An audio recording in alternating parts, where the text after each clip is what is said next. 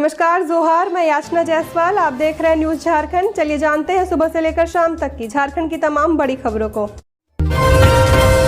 झारखंड सरकार रसोई गैस पर देगी सब्सिडी, 15 लाख तक इलाज भी फ्री, क्या बोले सीएम चंपई सोरेन।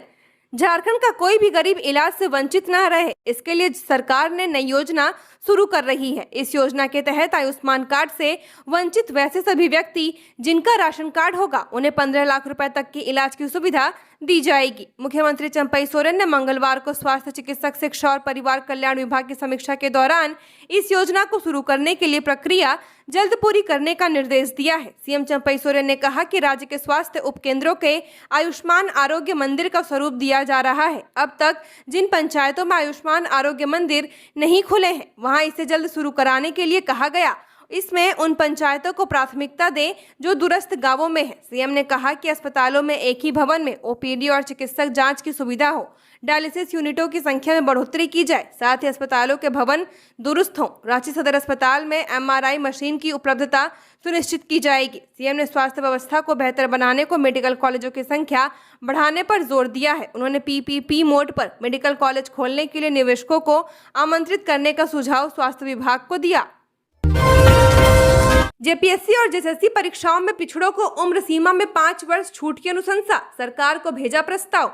झारखंड में जेपीएससी, जेएसएससी और अन्य राज्य स्तरीय प्रतियोगी परीक्षाओं में ओबीसी उम्मीदवारों को उम्र सीमा में 5 वर्ष छूट देने की तैयारी की जा रही है। राज्य पिछड़ा वर्ग आयोग ने मुख्यमंत्री चंपई सोरेन से जेपीएससी और जेएसएससी की ओर से आयोजित की जाने वाली परीक्षाओं में अत्यंत पिछड़ा वर्ग और पिछड़ा वर्ग के अभ्यर्थियों की अधिकतम उम्र सीमा में छूट 2 वर्ष से बढ़ाकर 5 वर्ष करने की अनुशंसा की है। आयोग ने इसके लिए नियमावली में आवश्यक संशोधन करने की अनुशंसा भेजी है। आयोग के अध्यक्ष योगेंद्र प्रसाद ने मुख्यमंत्री को दिए पत्र में कहा है कि जेपीएससी और जेएसएससी की परीक्षाओं में अत्यंत पिछड़ा और पिछड़ा वर्ग के अभ्यर्थियों को उम्र सीमा में अधिकतम 2 साल की छूट है, जबकि यूपी, छत्तीसगढ़, मध्य प्रदेश, राजस्थान में 5 वर्ष की छूट दी जाती है।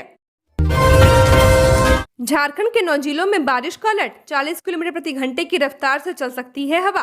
सरायकेला रहा सबसे गर्म।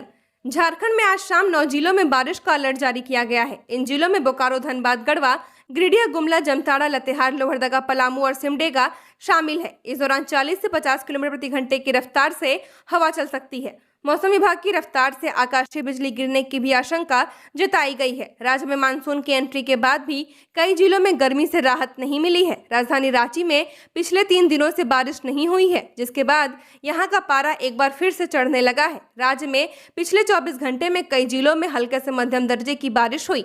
सबसे अधिक बारिश पलामू के मनातू में 48 मिलीमीटर दर्ज की गई है, जबकि सबसे अधिक तापमान सरायकेला का रहा। यहाँ का पारा 41 डिग्री दर्ज किया गया है, जबकि सबसे कम तापमान चाईबासा में 24.5 डिग्री सेल्सियस दर्ज किया गया है। राज्य में मानसून के आगमन के बाद से ही तापमान में गिरावट आई थी, लेकिन एक बार फिर राज्य के कई हिस्सों में पारा 40 के आंकड़े को पार करने लगा है। राज्य में एक बार फिर हीटवेव का असर दिखने लगा है। गोड्डा का तापमान 40 डिग्री सेल्सियस दर्ज किया गया। वहीं गुमला, जामताड़ा में भी पारा 38 के आंकड़े को पार कर चुका है। गढ़वा का तापमान 39.8 डिग्री सेल्सियस दर्ज किया गया। स्मार्ट मीटर लगने पर रहे सतर्क, भारी उपकरण इस्तेमाल करने से पहले विभाग को दे सूचना। राजधानी रांची और धनबाद में स्मार्ट मीटर लगाने का काम तेजी से किया जा रहा है। एक और जहां रांची में लगभग 1.5 लाख घरों में स्मार्ट मीटर लगाया गया है, वहीं धनबाद में 3000 घरों में स्मार्ट मीटर लगाया गया है। स्मार्ट मीटर लगने के साथ ही उपभोक्ताओं को बिजली बिल अधिक आने और बगैर सूचना बिजली कटने का डर सताने लगा है। पूर्व के महीनों में रांची में प्रीपेड स्मार्ट मीटर रिचार्ज नहीं करने पर उपभोक्ताओं की बिजली भी काटी गई है। जेबीवीएनएल के क्षेत्रीय कार्यालयों में भी इस संबंध में शिकायत मिलती रहती है। ऐसे में जेबीवीएनएल की ओर से समय समय पर उपभोक्ताओं को सतर्क किया जाता है, जहां स्मार्ट मीटर रिचार्ज से लेकर बिजली कटने तक की जानकारी दी जाती है। जेबीवीएनएल की माने तो स्मार्ट मीटर मोबाइल से कनेक्ट रहता है, जिससे उपभोक्ता रिचार्ज कर इस्तेमाल करेंगे। जितना रिचार्ज करेंगे उतना बिजली उन्हें मिल पाएगी। स्मार्ट मीटर में ऐसा यंत्र स्थापित किया गया है कि यदि उपभोक्ता विभाग को बिना बताए बिजली का लोड बढ़ाते हैं तो 3 बार यह स्मार्ट मीटर चेतावनी देगा। चौथी बार बिना बिजली विभाग को बताए लोड बढ़ाया गया तो यह डिस्कनेक्ट हो जाएगा।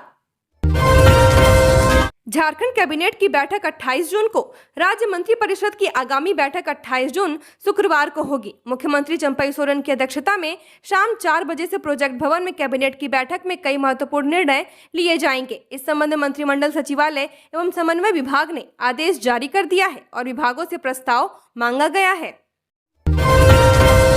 सरायकेला में जंगली हाथियों का उत्पात, बिजली के पोल को गिराया, 6 घरों में लगी आग। सरायकेला खरसावां जिले के चांडिल अनुमंडल अंतर्गत कुकड़ू व निमड़िया प्रखंड में इन दिनों जंगली हाथियों ने उत्पात मचा रखा है। शाम होते ही 10 से 12 हाथियों का झुंड विभिन्न गांवों में घुस जाता है और लोगों की जान माल को भारी नुकसान पहुंचाते हैं। कुछ ही ऐसी ही घटना मंगलवार देर रात को देखने को मिली, जहां कुकड़ू प्रखंड के कुमारी गांव में घुसकर जंगली हाथियों के झुंड ने धावा बोल दिया। सबसे पहले एक हाथी ने गांव स्थित एक बिजली के पोल को धक्का देकर गिरा दिया। पोल गिरने की वजह से 6 घरों में शॉर्ट सर्किट के कारण आग लग गई। इसके अलावा 2 कच्चे मकान को भी ध्वस्त कर दिया गया।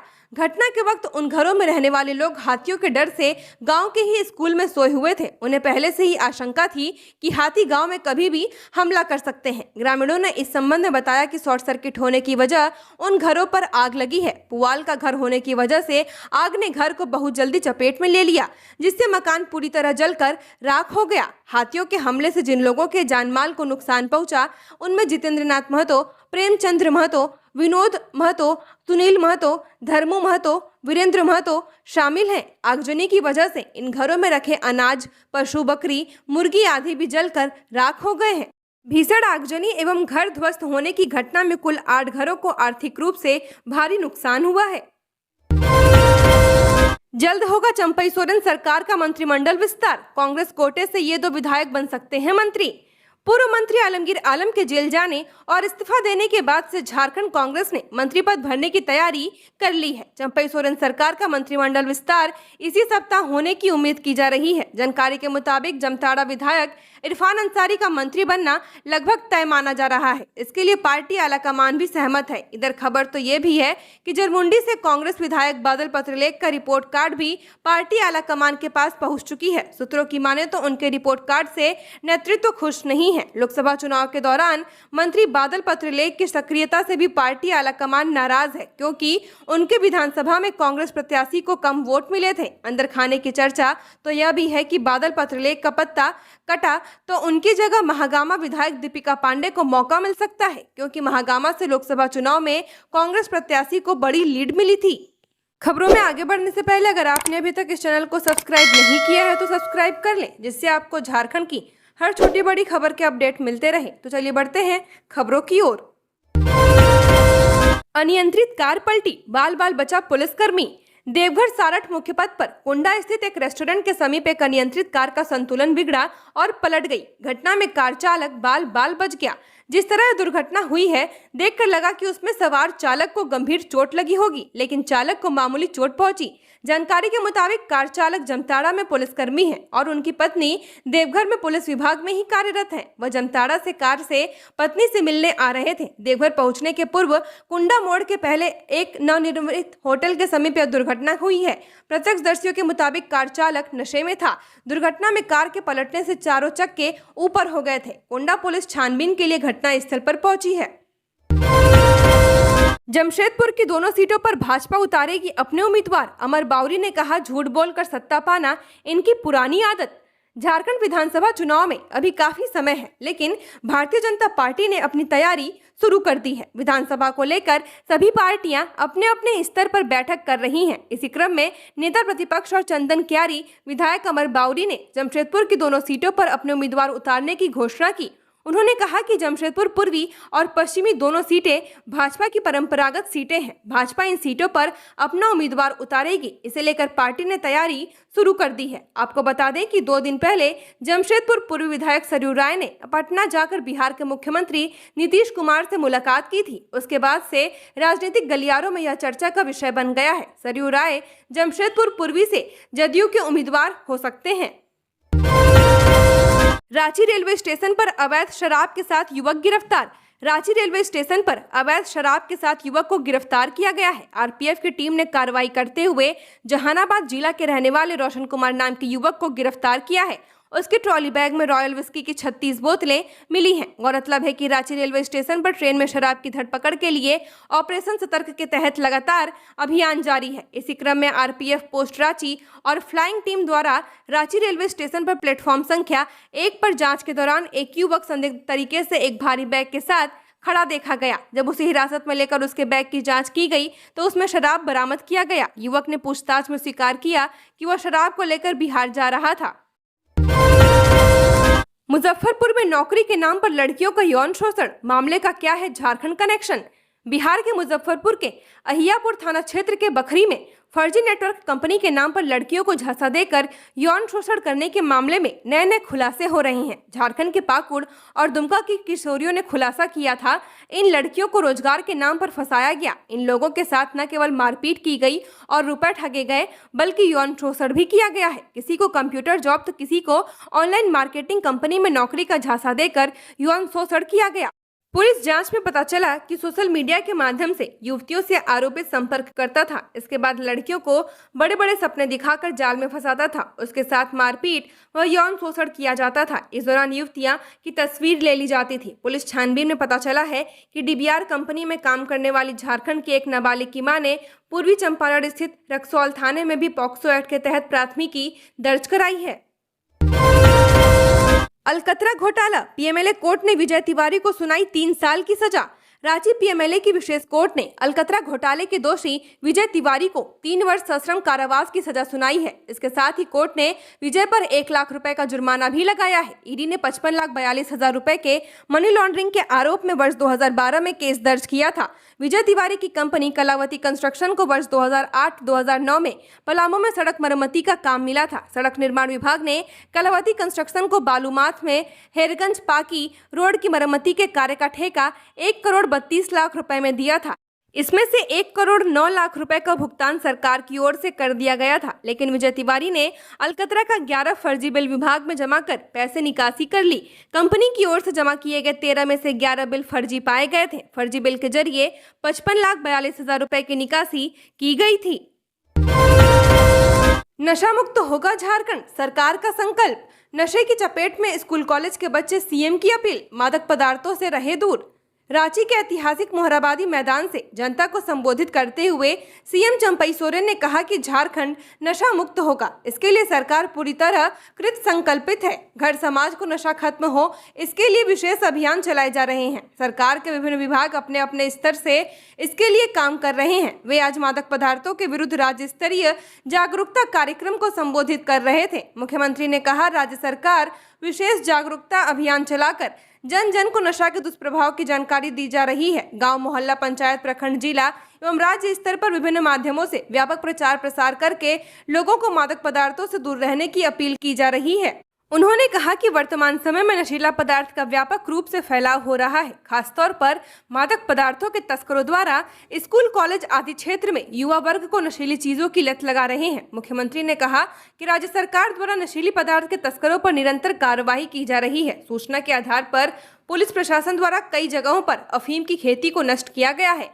ब्राउन शुगर, गांजा, डोडा आदि मादक पदार्थों की रिकवरी भी की गई है। सैकड़ों की संख्या में आरोपियों को न्यायिक हिरासत में भेजा गया है। जिला पुलिस द्वारा मादक पदार्थों की तस्करी से जुड़े अंतर्राज्यीय गिरोह का पर्दाफाश किया गया है तथा सप्लाई चेन को चिन्हित कर कार्रवाई भी की जा रही है। मुख्यमंत्री ने कहा कि युवा हमारे राज्य और देश के भविष्य हैं। युवाओं को नशा मुक्त रखकर समृद्ध प्रदेश का निर्माण किया जा सकता है। कहा कि कोई भी परिवार या समाज नशा मुक्त रहकर ही उन्नति के मार्ग पर आगे बढ़ सकता है। मनुष्य जीवन में नशा नाश का कारण बनता है।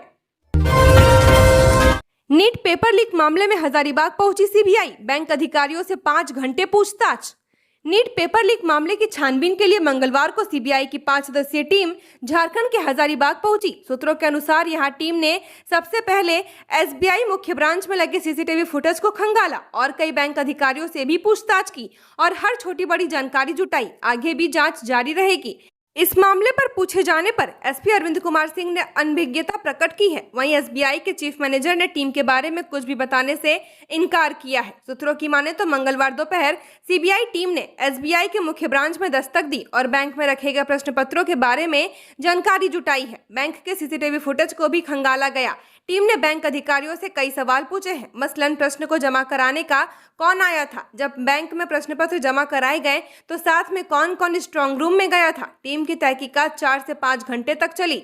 इस दौरान गेट पर सुरक्षा व्यवस्था कड़ी कर दी गई थी। हर छोटे बड़े पहलू पर टीम के लोगों ने जानकारी इकट्ठा की है।